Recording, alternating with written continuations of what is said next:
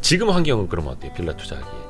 저는 초보자 분들이 하기에는 좀 좋은 시장이 되지 않을까. 자기가 이자만 감당이 된다고 하면 지금 들어가도 나쁘진 않은 시장 같아요. 지금 다 전세로 바로 돌린다고 해도 시세에 비해 저 같은 경우는 다 더블 나요. 그냥 열심히 해서 돈 벌어라. 근데 열심히만 한다고 돈을 벌지 못하잖아요. 그렇죠, 그렇죠. 예. 근데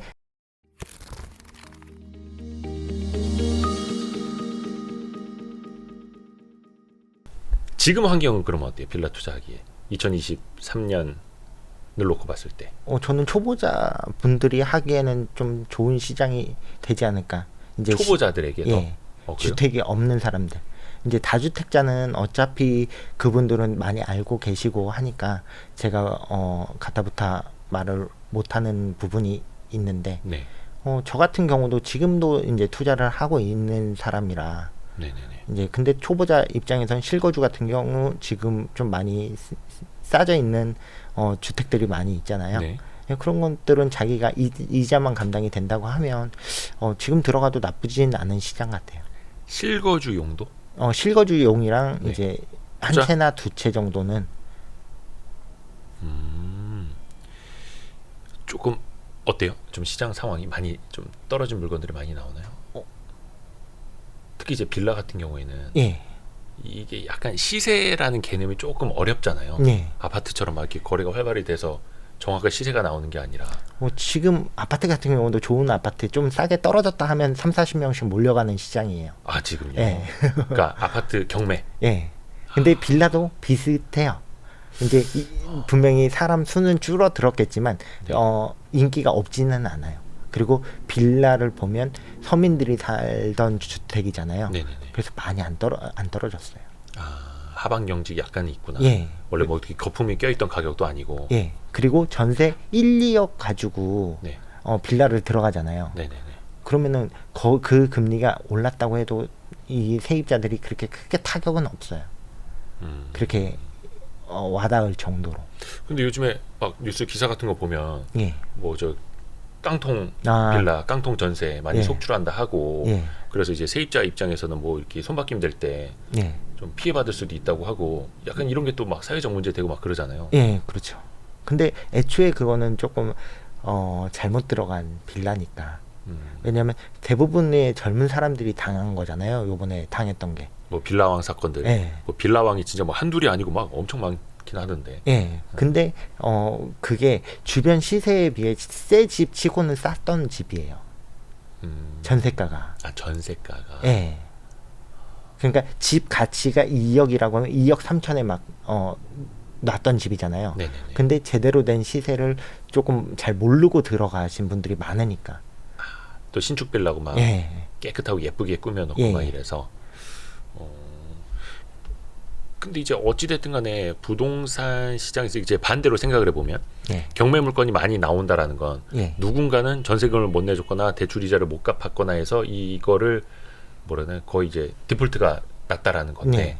한쪽에서는 물론 그게 싸게 살 수 있는 기회가 되는 거긴 합니다만, 예. 그 시장은 굉장히 좀 기울어져 있다라는 뜻 아니에요? 그러니까 여기서는 진짜 빌라를 소유했던 사람들도 나가 떨어지는 사람들이 있다는 거잖아요. 그렇죠. 근데 지금 이제 보면 전세 보증금 이렇게 해서 네. 그걸 내줄 돈이 없거나 뭐. 예. 내줄 돈이 없는 것들은 저희가 원래 못 받았던 거예요. 경매에서도. 아. 예. 근데 도시보증공사에 이제 그거 했던 물건들은 대항력 없는 물건들이 이제 대항력을 포기했던 물건들은 저희가 이제 조금 낙찰을 받을 경매로 넘어와서 예. 낙찰을 받을 수 있는. 대항력을 포기했기 때문에 저희가 더 이상 물어줘야 될 돈은 없으니 네. 예, 그런 물건들은 이제 옥석 가리기를 해서 들어가는 거죠. 그러면 그것도 뭐 물론 이제 경매 넘어와서 예. 선순위는 뭐 국세라든지 이런 쪽으로 네. 먼저 가고, 예. 뭐 다른 이제 대출금 같은 것도 상쇄를 하고 나머지로 낙찰을 받는 거잖아요, 당연히. 예.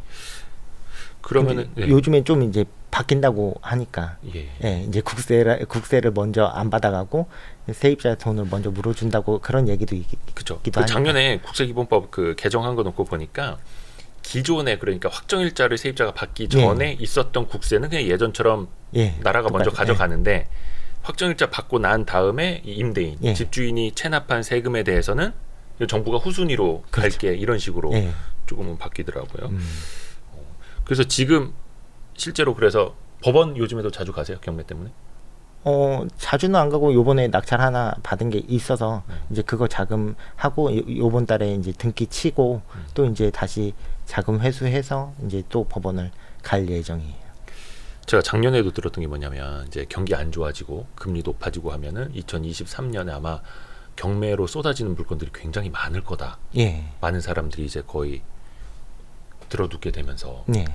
근데 또 반대편에서는 그런 물건들을 싸게 경매로 받으려는 사람들이 이게 속된 말로 밑에서 입 벌리고 있다라는 거잖아요. 네. 그런 상황이 맞아요 지금? 그렇죠. 제일 좋은 건 역시 가격이에요. 싸게 예. 살 수 있다라는. 그 다음에 가치가 지금 부동산 시장이 떨어지잖아요. 네. 그럼 그 가치에 비해 심리적으로 떨어져 있는 경우도 많죠. 그러니까 가치가 예를 들어 원래 가치는 1억인데 네. 지금 부동산 시장이 안 좋기 때문에 한 8천만 원으로 떨어졌으면 그것도 이제 저평가되어 있는 빌라기 네, 때문에 네. 이제 거기에 이제 내가 뭐 아이템이 있다든가 하면 그걸 사업으로 돌린다고 하면 쉐어하우스나 그런 걸로 돌려서 월세 수익만 맞출 수만 있다고 하면 이제 들어가는 거죠. 그러면 우리 사친한 구범주님은 요거를 그냥 개인 저기로 하는 거 아니면 사업자? 주택은 지금 다 개인으로 하고 있어요. 오히려 법인으로 하면 오히려 더 손해예요. 법인 예. 임대사업자. 예. 이런 것도 나중에 또 법이 또 어떻게 바뀔지 그렇죠. 모르니까. 지금 현재 상황에선 개인이 유리한 시장이어서. 근데 그거는 또 이제 다주택자. 예. 물론 이제 규제를 정부는 조금 이제 푼다고는 합니다만 예. 양도세라든지 이런 측면에서 조금 불리한 것도 있잖아요. 그래서 저는 안 팔죠. 그냥 계속 그냥 예. 월세 수입으로. 예. 원래 목적이 그거였으니까. 그렇죠. 그리고 정 안 되면 전세로 받으면 양도소득세는 안 내잖아요. 그러니까 전세로 돌리면. 그렇죠. 전세로 돌려도 과거에 낙찰받았던 가격보다 또 이제 높게 갈 수도 있고. 예, 거의 전세로 돌리면 대부분 다 배 이상으로 받으니까. 물론 그거는 좀 값이 오를 때까지 시간은 좀 필요하겠습니다만. 예. 그게 그러면 낙찰을 정말 잘 받아가지고 네. 전세로 바로 돌렸을 때 내가 낙찰 받은 가격보다 더 높을 수도 있고 그런 것도 있는 거야. 아까 2년 전 다 2배 이상 돼요. 지금 다 전세로 바로 돌린다고 해도 시세에 비해 예. 또 그 시세에 맞춰서만 돌린다고 해도 저 같은 경우는 다 더블 나요. 낙찰 받은 지 얼마 안 돼서도 예. 그만큼 싸게 낙찰가율이 낮으니까 싸게 예. 사니까 대신에 낙찰 받을 확률은 줄어들죠. 거기 또 이제 경쟁이 막 그렇죠. 몰리겠죠. 예. 그 어떻게 보면 이제 뭐 빌라 경매나 이런 것도 많은 사람들이 해보지 않았으니까 예. 호기심에 혹은 계획하에 뭐 강의도 듣고 책도 사서 보고 하는 건데 예. 그런 분들이 제일 이제 고민하시거나 걱정하시거나 막 궁금해하는 것들 예. 제일 많이 물어보는 것들 혹시 그런 게 있을까요? 제일 많이 물어보는 것들이 이제 그런 거죠. 관리적인 부분. 관리. 예. 그리고 이제 구축을 봐도 같은 반지하를 봐도 창문의 높이에 따라서 이게 좋은 빌라가 될 수도 있고 나쁜 빌라가 될 수도 있단 말이죠. 창문이 많이 터져 있느냐 작게 터져 있느냐에 따라서 습기가 많이 찰 수도 있고 아니면 쾌적할 수도 있는 거. 네네네. 이제 그런 사소한 것들 잘 모르시니까 네. 그냥 단순히 돈만 수익률 몇 프로 나와 해서 들어갔는데 낭패 보시는 분들이 많죠. 그리고 개발 호재만 믿고 들어가서 그 거품이 다 껴져 있는데 낙찰을 딱 받아 오시는 분들도 있고요. 그러니까 그걸 이제 종합적으로 사실은 그래서 이제 물건 분석이 더 네. 중요해지는. 예. 그게 싸게 산다라는 것만 우리가 포커스를 두고 있는데 결국은 가격보다 가치를 봐야 되는 거라서. 그렇죠. 여러 가지 종합적인 부분을 다 봐야 되는 것 같아요. 경매라는 게 부동산도 알아야 되지만 경매라는 기술도 알아야 되니까. 그리고 2억짜리가 1억 된 것도 싼 거거든요. 네네네네. 근데 대부분 근데 이제 1억짜리가 이제 한 뭐 몇천만 원 된다. 그래서 이건 싼 빌라다 하고 들어가면 오히려 낭패 보는 일이 많죠. 첫 투자 하시는 분들은. 그래요. 많이들 하시는 실수나 이런 거 좀 이야기를 좀 해주세요. 그러면은. 처음에 그냥 정말 가격이 싸기 때문에 네. 집에 가치가 싸서 싼 건데 그런 것들은 지금 미납되는 물건들이 많거든요. 왜냐면 자기가 감당이 안 되거든요. 그러니까 낙찰을 받아놓고도. 예. 시세 조사가 또 잘 안 됐을 가능성도 크고요. 그러게. 근데 이게 사실 초보자 입장에서는 물건 분석하는 게 그 자체가 쉽지를 않을 것 같아요. 예. 그 가치를 아는 게, 안 그러면 현장 조사만 해도 시세만 알아도 어느 정도의 손해는 많이 안 보거든요. 근데 그 시세조차도 잘 모르시니까. 그러면 당연히 어떤 경매에 참여하기 전에 실제로 방문을 해서 예. 살펴봐야 되는 거고, 주변 시세랑도 비교해봐야 되는 거고, 예. 거기 사는 사람들 이야기도 들어보고. 예. 아까 조금 이야기를 하다가 말았는데, 요것도 반대로 한번 그 질문을 드려볼게요. 이제 빌라도 이제 전세 사시는 분들이 좀 있다 보니까. 네. 그렇죠. 요즘에 그 전세 사기라든지, 그 사람이 의도한 사례도 있을 테고, 의도하지 않았지만 집주인의 경제적 사정 때문에 세입자가 안 좋은 상황에 또 이제 놓여지는 상황들도 있으니까, 요런 거 좀 방지하려면 어떻게 하면 되는지 좀 알려주세요. 지금 대부분 다 법이 거꾸로 돼 있어서 법이 계약하고 나서 알 수가 있잖아요. 맞아요. 저도 예. 그걸 지적했었는데 참. 예. 그러니까 법이 거꾸로 돼 있으니까 우리가 세입자 입장에서는 계약할 때 세금 부분을 조금 명시를 하는 게, 특약을 거는 게 더 맞지 않나 싶어요. 오히려 계약하고 나서 알아보면 늦거든요. 그러니까 계약하기 전에 공인중개사를 통해서 세금 부분 미납된 거 있느냐, 그걸 좀, 어차피 은행에서 대출 받을 때도 그건 보여주거든요. 네네. 예. 그러니까 은행에서 하는 것처럼 세입자가 그 정도만 해도 어느 정도의 예방은 되지 않나 싶어요. 예를 들어서 그 임대인의 체납 사실도 이제 예. 법을 바꿔가지고 임대인의 동의 없이 임차인이 조회해 볼 수 있게끔 예. 법을 바꿨다고는 하는데, 근데 이것도 계약을 해야만 가능한. 그렇죠. 예. 그렇죠. 이미 화살이 내 손을 떠난 다음에 예. 저게 관역이 맞는지 조회를 해본다라는 거잖아요. 그래서 저도 이거 보면서 참 이게 한계가 역시 있구나. 맞습니다. 근데 그러면은 또 세입자들 입장에서는 구엄준 사장님의 뭐 대출이 얼마인지, 예. 체납 사실이 있는지 또 이것도 알아보고자 하는 사람들도 있을 거고, 예. 역으로 따지자면은. 근데 그렇게 또 알아봐야 된다라는 거고, 세입자 입장에서. 예. 그리고 시세에 비해 싸게 들어가시면 그래도 경매에 나왔을 때 그 물건은 낙찰 받기가 수월하거든요. 그러니까 세입자 입장에서. 예.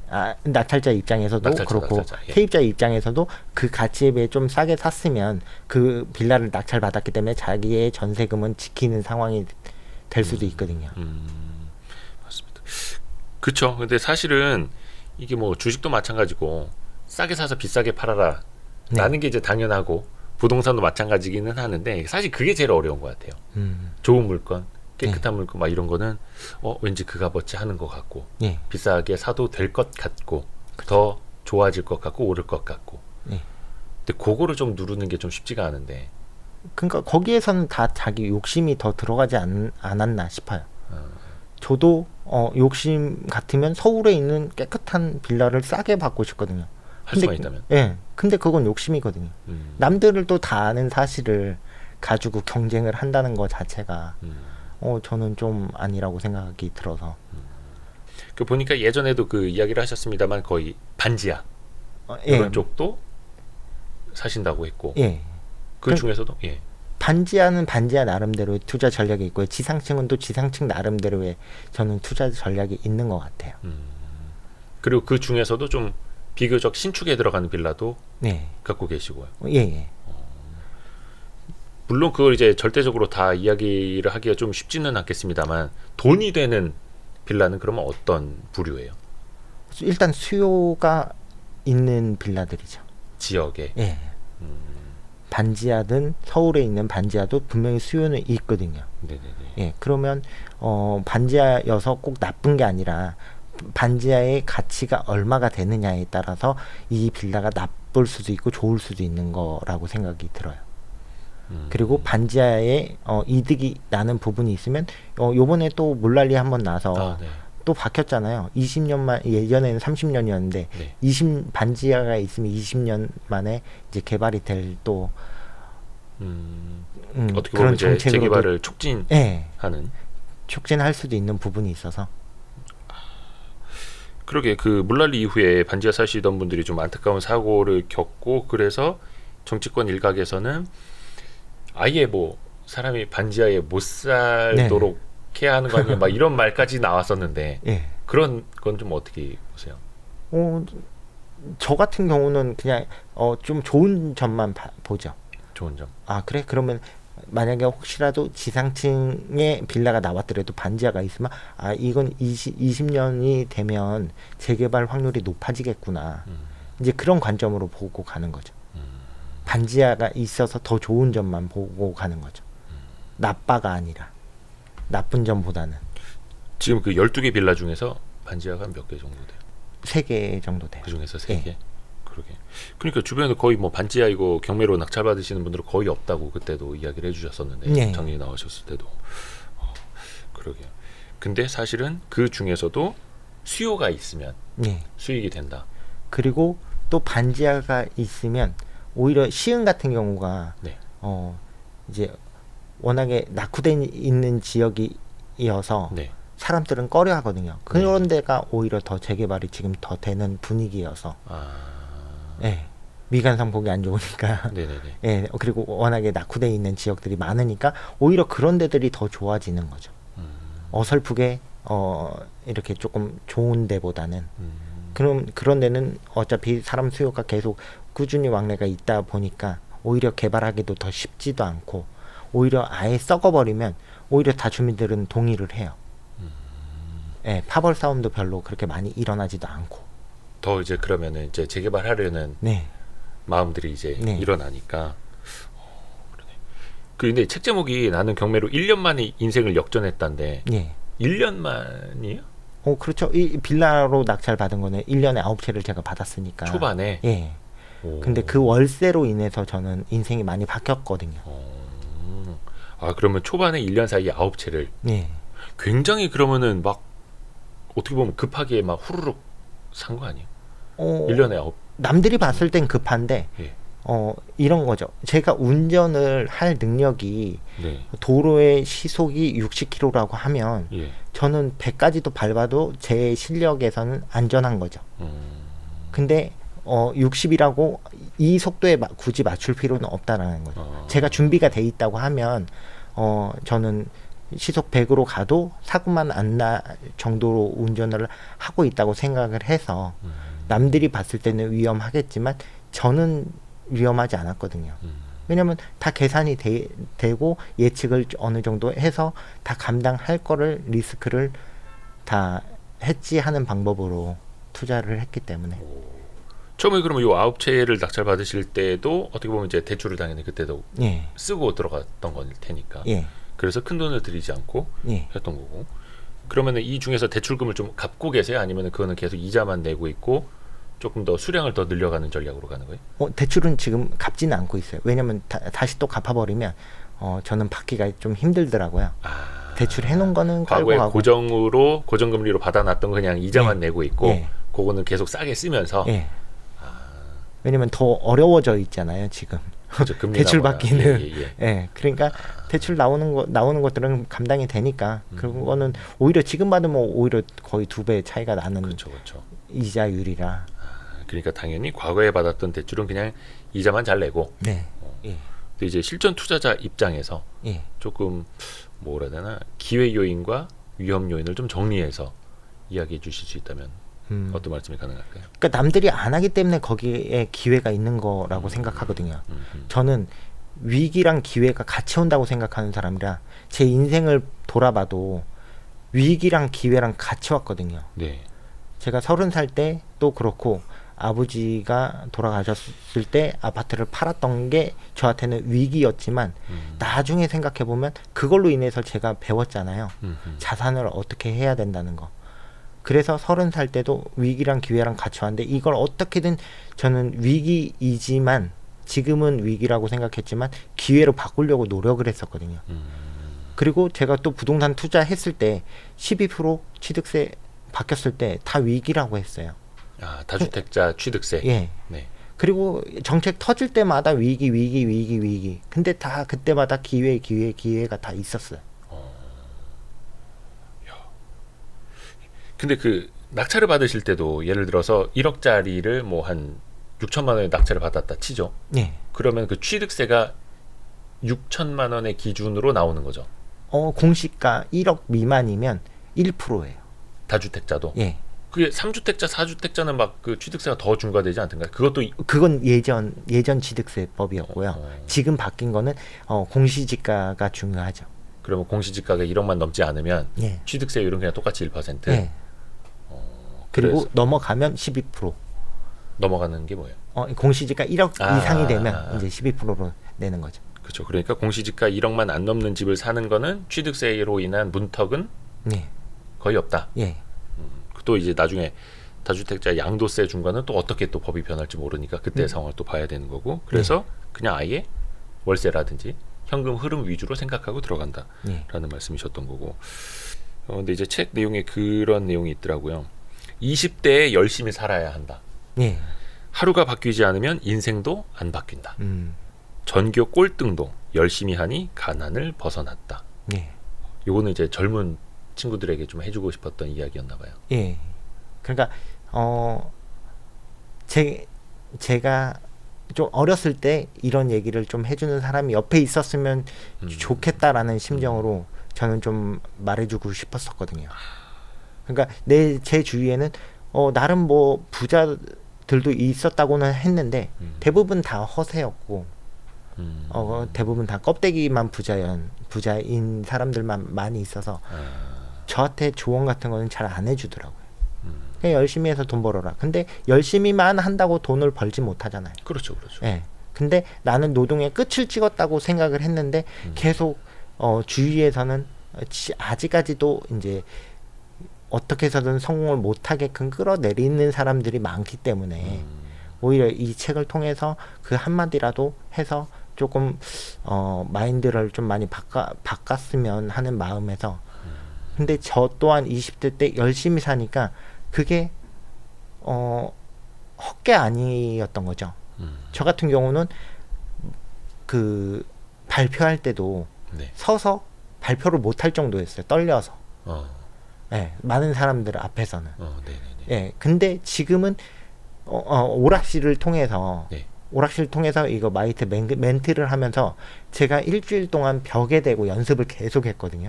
그 멘트 한마디가 어려워서. 근데 그걸로 인해서 제가 지금은 강연을 해요. 지금은 뭐 100명 가까이 되는 데서도 강연도 했었고. 네네네. 그러니까 이게 20대 때 열심히 노력해서 살아보니 다 쓸모가 있다라는 거죠. 다 어딘가에는 무조건 유용하게끔, 그리고 그 지금은 별게 아닌 것처럼 느껴지지만 나중에는 그거를 활용하면 더 남들보다 더 빨리 올라갈 수도 있고, 예, 더 자기 거를 만들 수 있는 기회가 되는 것 같아요.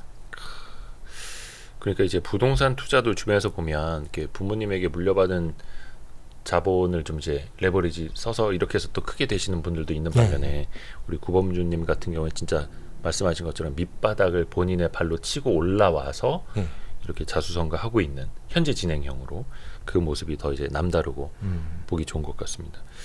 뭐 앞부분에도 이야기한 것처럼 그러니까 당신도 살아. 이게 어디 영화나 뭐 이런 데서도 들어봤던 대사 같기는 합니다만 이게 현실에 있다라는 거고. 사실은 저는 그 얘기는 되게 싫어요. 누구나 할 수 있습니다. 그렇죠. 여러분도 할 수 있다면 사실 저는 그런 싫어하거든요. 아무나 다 할 수 있으면은 뭐 모두가 다 뭐 20몇 억 갖고 있는 저 구범주님처럼 되게 저는 그거는 아니라고 보고, 다만 그 길을 찾고자 한다면 그 길을 가고자 한다면 어디에나 스승은 있다. 그렇죠. 그게 금수저일 수도 있지만 환경미화원일 수도 있는 거고. 내 인생을 다 내가 바꿔야 되는 거죠. 맞습니다. 내 인생은 그러니까 서울대 교수님한테 같은 수업을 배웠어도 누구는 서울대 가고 누구는 못 가잖아요. 그렇죠. 그런 거랑 비슷한 게 아닌가. 내 역량이 있으면 이제 그걸 다 담을 그릇이 되면 이제 가는 거지만 그 그릇이 안 되면 못 하는 거 아닌가. 맞습니다. 싶거든요. 그래서 같은 거를 보고도 얻는 거는 다 다르다라는 거. 그래서 구범주님이 쓰신 나는 경매로 1년 만에 인생을 역전했다라는 책은 경매 실전서이기도 하면서 약간 동기부여, 네. 자기계발서 동기부여도 같은 있고 이제 느낌도 마인드도 있습니다. 좀 있어서. 맞습니다.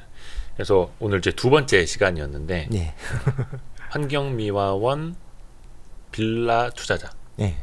빌라 경매 투자자. 네. 그래서 이제 사고 치는 남자, 사치남 구범준님과 함께했습니다. 오늘 진짜 좋은 말씀 고맙습니다. 아니, 감사합니다. 감사합니다. 고생했습니다.